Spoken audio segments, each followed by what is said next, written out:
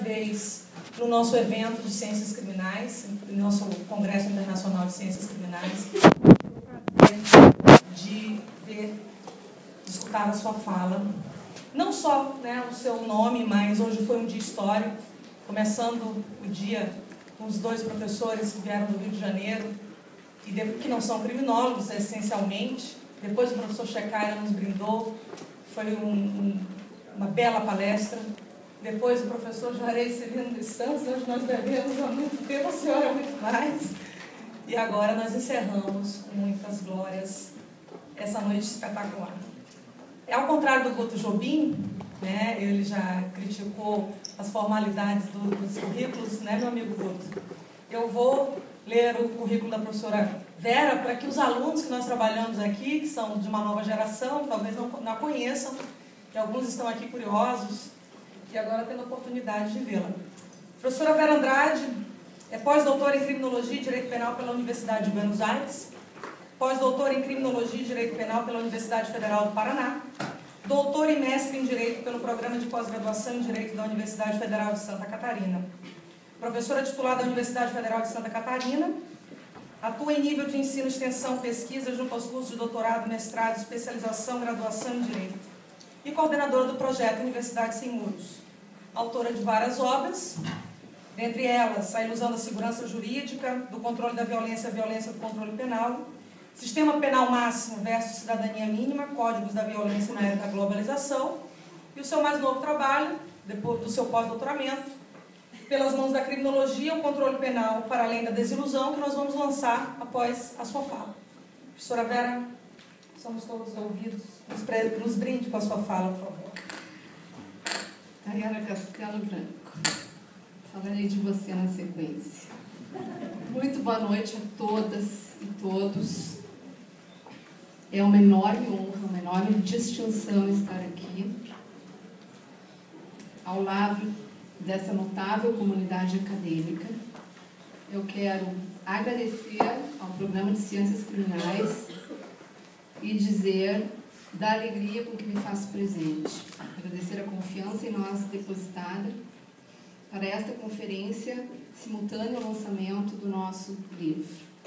Eu quero cumprimentar a todos de modo muito especial a professora Ruth Kauer, ao professor Álvaro Oxley, na pessoa de quem eu quero cumprimentar a todos os professores dos cursos de graduação e pós-graduação em Ciências Criminais da PUC de Porto Alegre. Na pessoa do professor Rodrigo Gringuelli, eu quero cumprimentar a todos os professores do Programa de Sociologia Política. Na pessoa do professor Juarez Cirino dos Santos, eu quero cumprimentar a todos os colegas, a toda a comunidade acadêmica, os palestrantes, os professores deste evento, aos operadores do direito, em especial aos queridos professores Juarez Tavares, Salomão Shekhayra. Eu quero, na pessoa da Tayara Castelo Branco, do professor Gustavo Ávila, acho que o mais novel doutor por esta casa, do Graziano Sobrinho Filho e dos meus orientandos de Florianópolis, Marcelo, Álvaro, Mariana Garcia. Eu quero cumprimentar a todos os estudantes, a todos os acadêmicos, estudantes de graduação, mestrado, doutorado, desta casa e de todo o Brasil, que eu sei que se deslocaram para estar aqui conosco. Este momento é para mim, sobretudo, um ato de encontro, e de alegria por rever amigos e pessoas a quem eu tanto estimo e admiro. Eu queria iniciar dizendo a vocês, falando a vocês, Tayara Castelo Branco, dizendo da minha alegria em te rever. Eu e a Tayara nos conhecíamos, acho que unidas pela paixão, pela criminologia. Acho que fomos aproximadas pelo amor à criminologia, a geografia nos separou. Mas o vínculo que nós formamos a partir da criminologia e os laços afetivos que nós firmamos são eternos, eles se manterão para sempre. E foi empolgante ver a tua paixão pela organização deste evento, a maneira como tu abraçaste a causa deste encontro, cumprindo aquele papel que é teu, que é o papel da estrela guia. Então, para o professor Juarez, nenhuma novidade. A Tayara é ontologicamente essa luz. É muito bom tê-la à frente aqui deste encontro. Eu queria iniciar também dizendo a vocês que eu prometi a mim mesma que antes da minha aposentadoria eu subiria a uma mesa para falar, a uma tribuna para falar, lançando mão de papéis, lançando mão dos meus escritos, lançando mão dos textos. E eu estou pertinho da aposentadoria e estou aqui uma vez mais cheia de papéis. Eu tenho uma hora para falar e eu tenho muitos papéis. E eu fico sempre pensando por que essa lógica sempre se repete a cada vez que eu vou falar. E agora, recentemente, eu tive uma resposta clara, contundente. Os meus escritos, eles revelam um tempo de preparação que eu faço para falar em público. Então, os meus escritos, eles são um ato de respeito às plateias que nos escutam. Eles são um ato de respeito aos públicos para quem eu falo. E eu quero dizer a vocês que, recentemente, durante uma fala, na semana passada, durante a minha fala, eu dividida entre os papéis e a minha fala, eu acabei me perdendo de mim mesma. Eu fui tomada por um surto de esquecimento. A minha memória sumiu. E eu tive repetidas vezes essa perda de memória. E eu ia e vinha no meu discurso sem saber exatamente onde eu estava. E isso nunca tinha me acontecido. E eu não conseguia sair do lugar. Então, eu quero dizer a vocês que eu estou aqui com os meus papéis, em atenção ao respeito que eu tenho por essa plateia, mas que se alguma coisa não der certo, se em algum momento a memória vai fugir, se em algum momento a minha fala ficar chata ou eu ficar repetitiva, me perdoem, tá? Eu dei o melhor de mim.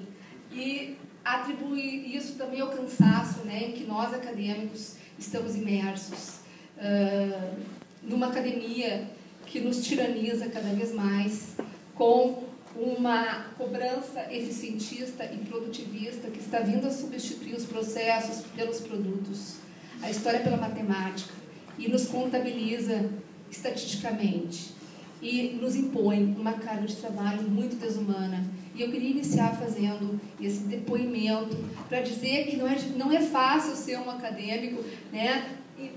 E que, em última instância, eu acho que o que nos motiva a fazer academia e a enfrentar e a resistir é essa crença que a gente tem, essa utopia que a gente tem de que existe uma juventude potente, que é capaz de abraçar as causas que são importantes e abraçar as reformas e transformações que o tempo presente interpela.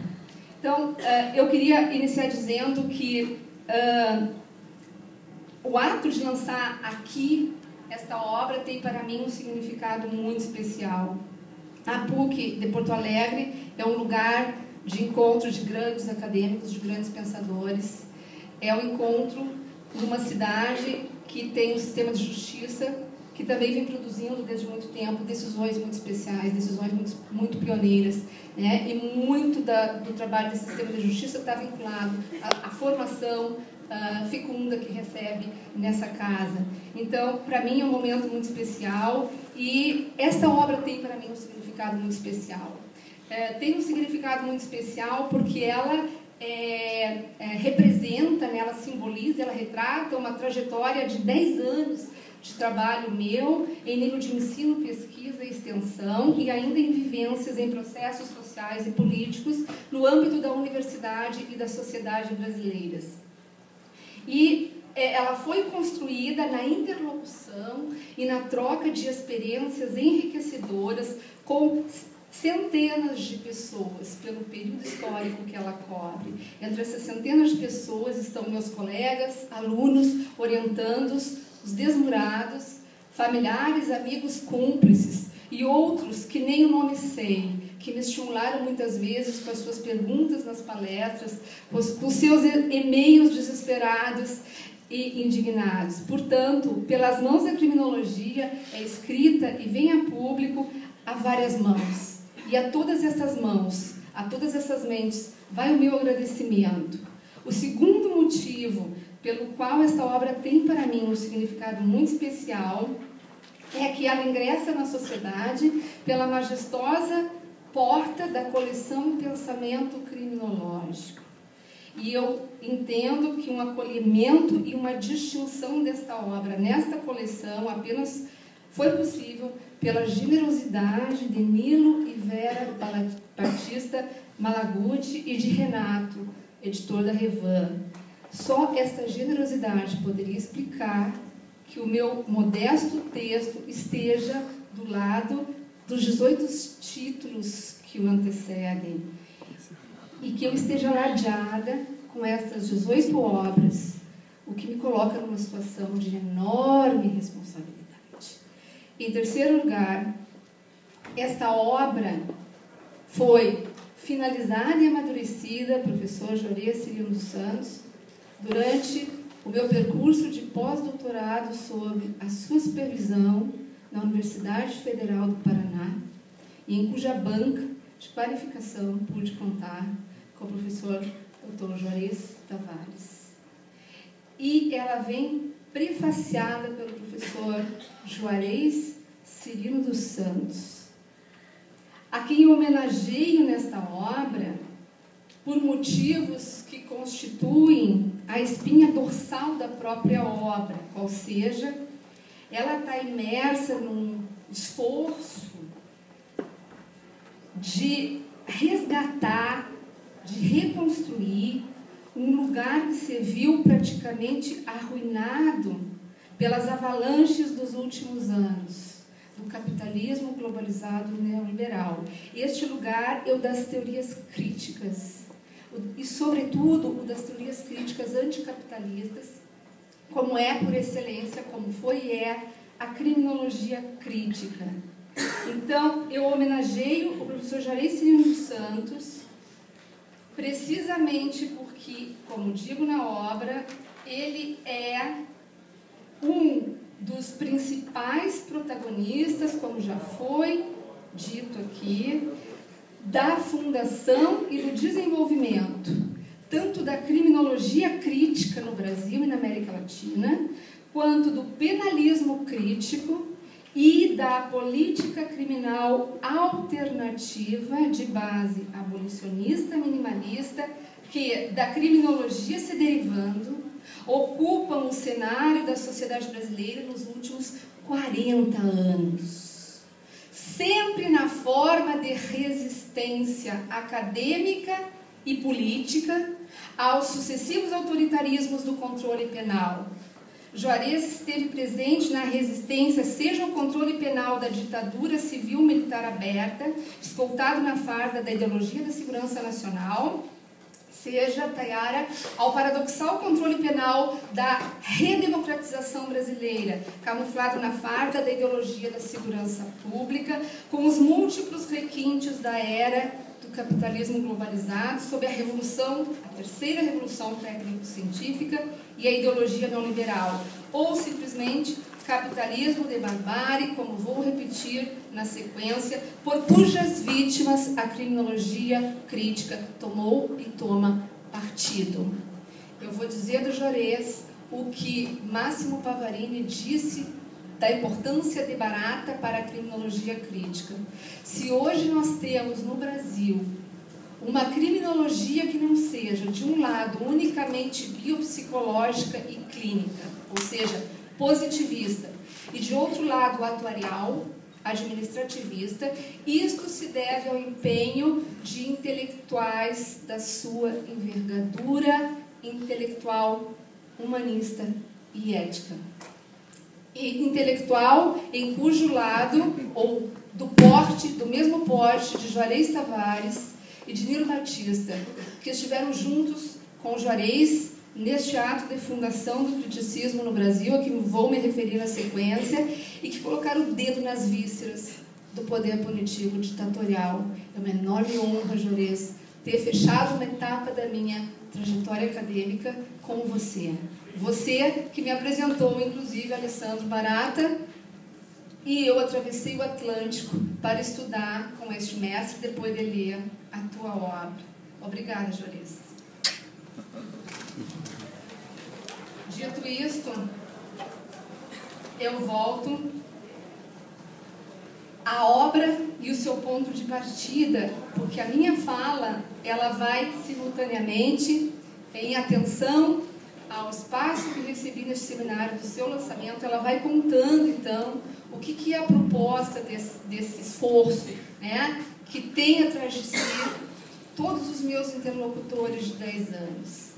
Esta obra, o ponto de partida desta obra é, portanto, a afirmação da necessidade de revitalização da disciplina criminologia a partir de um revisionismo contextual do que eu venho chamando de criticismo, ou do que foi o conceito e a história de crítica que conduziu a trajetória dessa criminologia, tanto no capitalismo central quanto no capitalismo periférico. A criminologia crítica é, portanto, o lugar da minha fala e a base teórica central que eu utilizo para analisar o objeto de que aqui eu trato, que é o objeto da criminologia crítica entendida como teoria crítica do controle penal. O objeto da minha obra é, portanto, a análise do controle penal à luz da criminologia revisitada no contexto do capitalismo patriarcal, especialmente neste momento de poder planetário do capitalismo globalizado neoliberal, com foco nas sociedades latino-americanas e brasileiras. E eu faço a partir de um diálogo da criminologia revisitada com as sacralizadas ciências criminais oficiais, a saber, a dogmática do direito penal, a política criminal e a própria criminologia positivista tradicional, apontando as suas formas de relação no passado e no presente, ou seja, antes e depois da criminologia crítica, antes e depois da revolução de paradigmas da qual se derivou a criminologia crítica. Na sequência,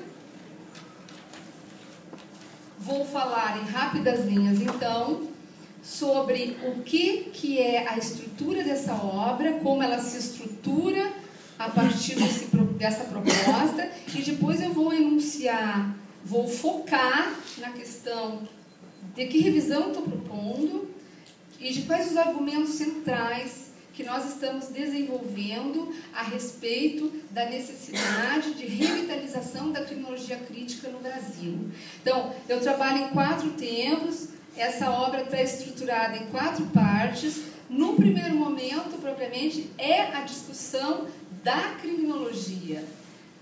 A primeira parte se chama Criminologia, Criticismo e Crítica do Controle Penal. São os escritos, então, que discutem a construção e o sentido do criticismo e também desenvolvem a análise crítica do controle penal. É o núcleo teórico da obra.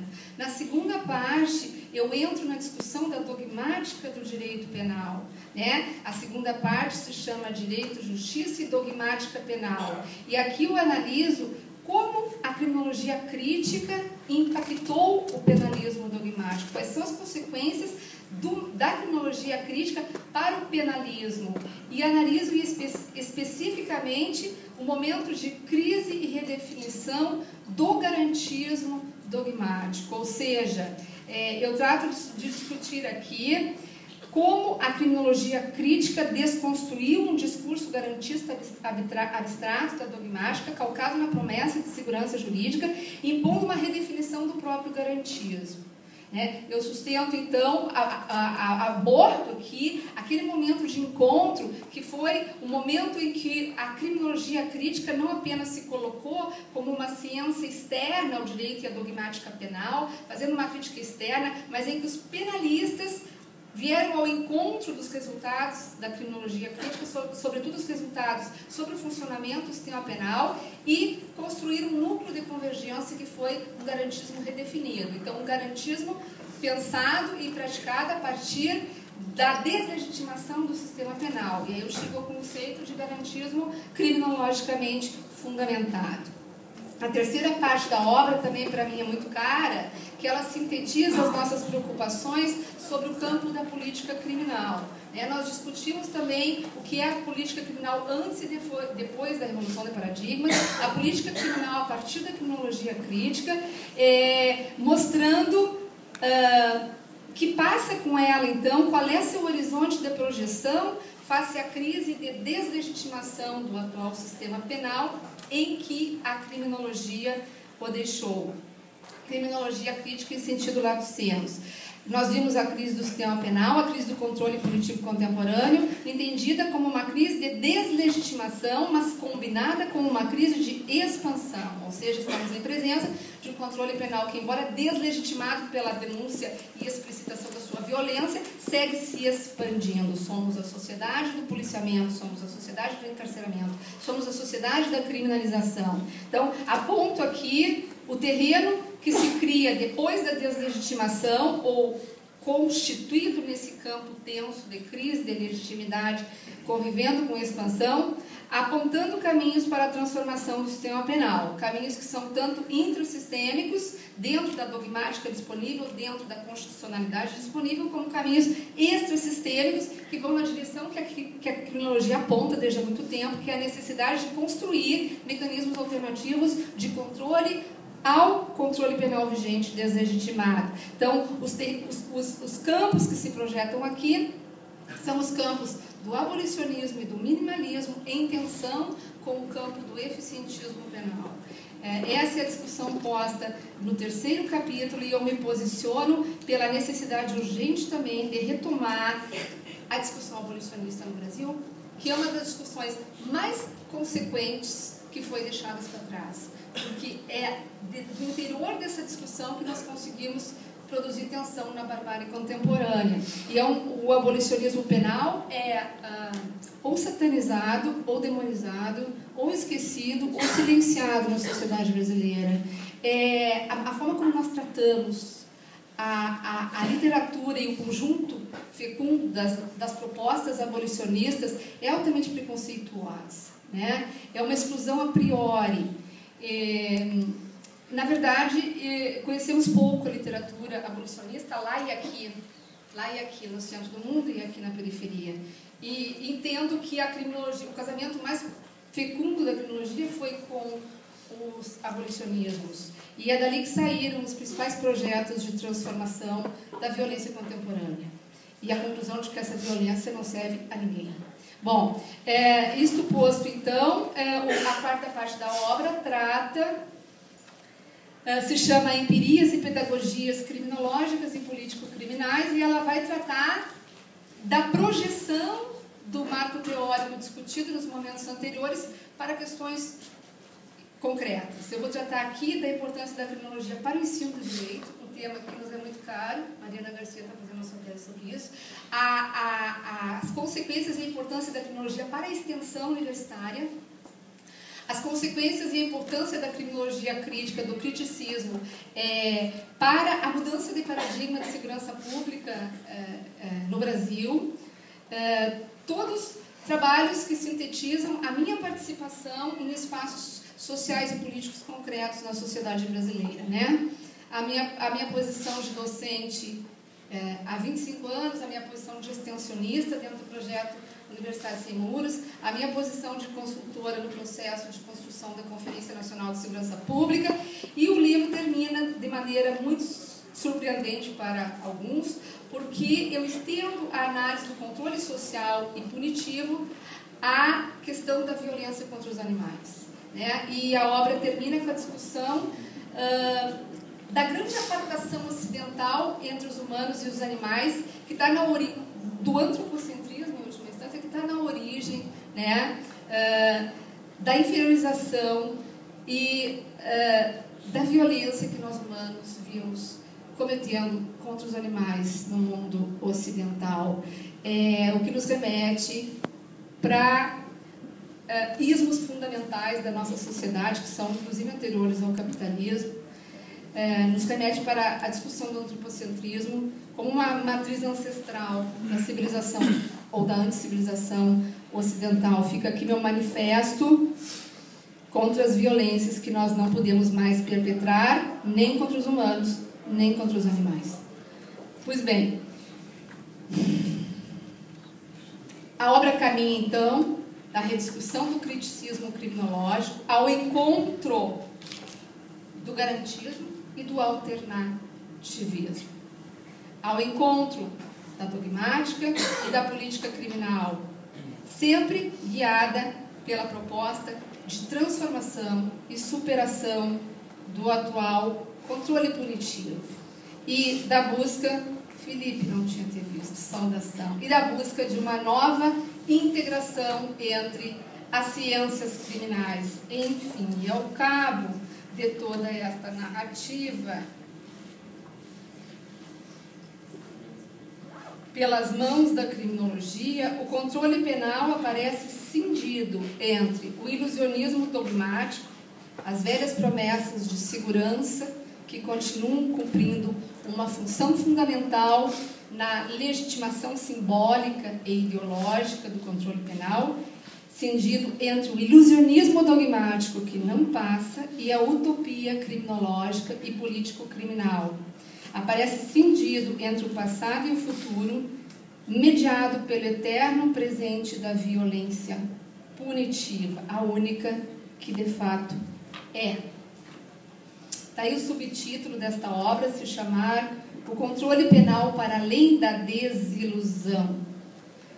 Para além da desilusão, na qual me reporto ao título da obra, de uma obra anterior minha chamada A Ilusão de Segurança Jurídica, para indicar que pelas mãos da criminologia é, por um lado, um esforço de continuidade das análises que nós ali fizemos e do debate que ali entreabrimos, mas é também, por outro lado, para indicar que é preciso ir além, tanto da ilusão quanto da desilusão, porque o ilusionismo de segurança, cuja perenidade é reveladora de sua eficácia na reprodução ideológica do sistema penal, é corresponsável pela produção de vítimas, muitas vítimas, enquanto a dogmática penal oficial segue no camarim da história, reproduzindo as teorias do crime e da pena com um nível de abstração incompatível com os resultados da criminologia contemporânea.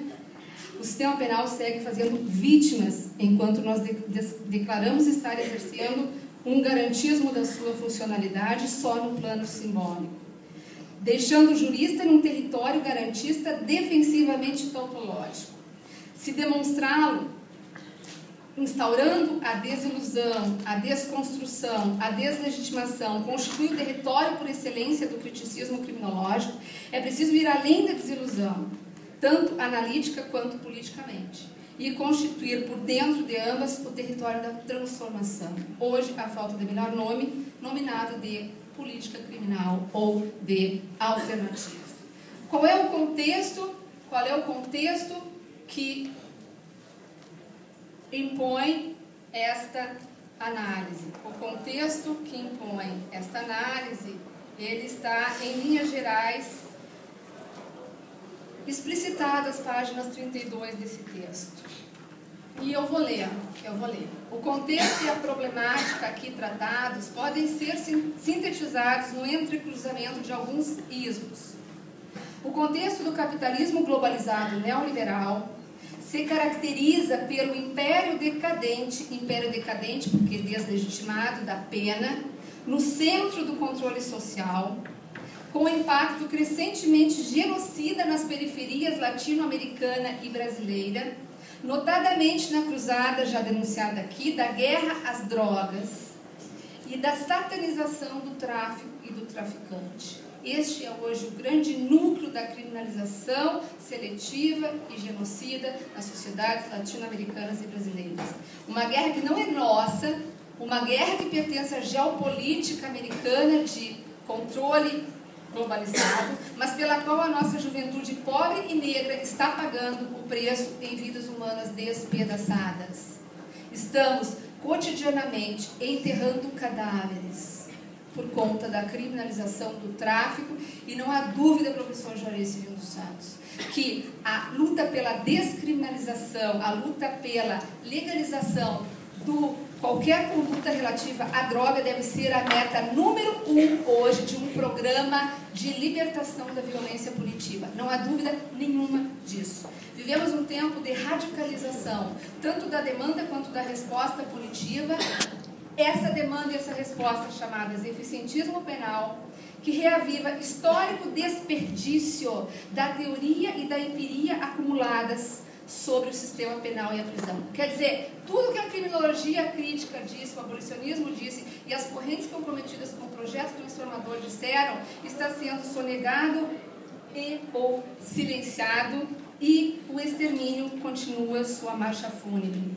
Ao mesmo tempo, vivemos o que eu já disse, o esvaziamento e a fragmentação do criticismo em criminologia, para e passo ao silenciamento, quando não satanização do abolicionismo, aparecendo o garantismo, nem sempre claro, aliado ao continuado reformismo penal, reformismo processual penal e prisional, como os grandes vencedores de um cenário de declarada crise de ineficiência do sistema penal, que, prometendo ilusória e simbolicamente resolver, cumpre paradoxalmente a função de manter e agudizar, perpetuando sintomas mórbidos. Eis-nos na periferia da modernidade, contando as vítimas do campo de concentração, difuso e perpétuo em que nos tornamos. Campo que, apesar de emitir sintomas mórbidos do próprio carrasco, pois há polícias que matam, nem todas, prisões que matam, denúncias que matam, sentenças que matam, direta ou indiretamente, aprendeu a trivializar a vida e a morte, ambas descartáveis sob a produção em série do capitalismo de barbárie, ao amparo dioturno do irresponsável espetáculo midiático, da omissão do Estado, da radical omissão do Estado e das instituições de controle. Maus tratos e penas de morte informais banalizam-se pelas mãos de carrascos periféricos, em chacinas na rua, no campo ou nas prisões. E eu lembro de Carandiru, Candelária, Eldorado dos Carajás, chacina do Pampa. Prodigalizam-se no lar patriarcal. Eu lembro de Maria da Penha. Na contraface, pelas mãos do espetáculo, banalizam-se igualmente em apenas escândalos que dão em pizzas os crimes de colarinho branco, cujos maus tratos e penas difusas e indiretas produzidos, dinheiros desviados de alimentação, creches, asilos, hospitais, estradas, são impossíveis de computar na matemática do poder, e dos quais o mensalão e seu julgamento pelo Supremo Tribunal Federal constituem uma página criminológica a ser escrita com vagar.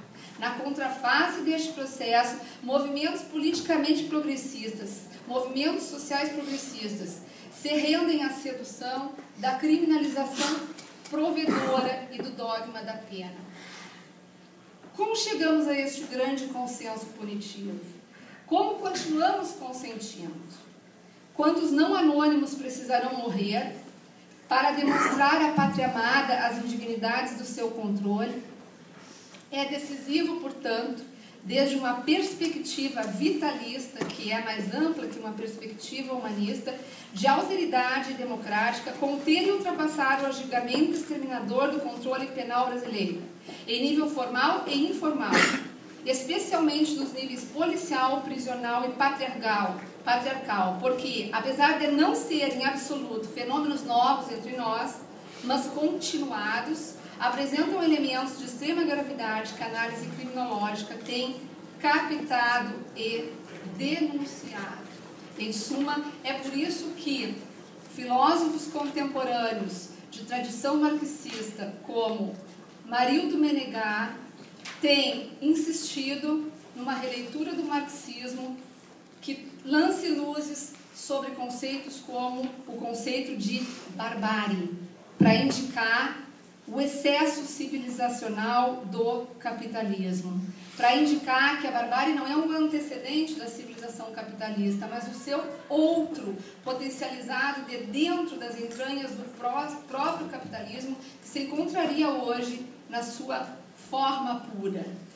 É também nesse sentido que Marildo Menegar resgata o conceito de guerra civil, para designar que estamos numa guerra civil declarada pelas Forças Armadas Brasileiras, das quais o principal carrasco se chama BOP, com um excesso insuportável e o esgotamento civilizatório do capitalismo. O sistema de justiça penal, o sistema de injustiça penal e de segurança pública, formal e informal, é a face mais nua desta barbárie. E ele não resiste ao mais leve toque constitucional. Não resiste ao mais leve toque constitucional. Nós podemos dizer que bastaria o artigo 5º da Constituição Federal da República Brasileira e seu inciso 47 para demonstrar a eficácia invertida do sistema penal brasileiro. Esse inciso importantíssimo nos diz que não haverá penas de morte nem cruéis ou difamantes. A regra no sistema controle punitivo e repressivo brasileiro é a existência de torturas, mortes e penas cruéis e difamantes. Então, bastaria que os constitucionalistas resistissem para que o sistema penal brasileiro fosse colocado a nu. Então, em síntese, estamos numa sociedade punitiva que produz um Estado punitivo amalgamados por uma mídia punitiva e que opera com um grande consenso, porque vitoriosa é a concepção de que a criminalidade é a grande inimiga do nosso tempo, a criminalidade que coloca em risco nossos bens, nosso patrimônio e os nossos corpos. O capital tem, portanto, hoje, um mega projeto punitivo, totalizador. E a academia não tem nenhum projeto coletivo politicamente instrumental para produzir tensão neste mega projeto criminalizador. Então, o argumento central que eu desenvolvo aqui é o seguinte: contra as teses de que a criminologia crítica é uma etapa superada ou passada do conhecimento criminológico, eu argumento que ela deixou, seja como movimento nas suas origens europeias, criminologia radical, nova e crítica, seja como a definição do seu objeto, do seu método, da sua identidade, seja como revisionismo a partir das suas crises, ela nos deixou um longo e irreversível acúmulo de conhecimento, do qual não se pode abrir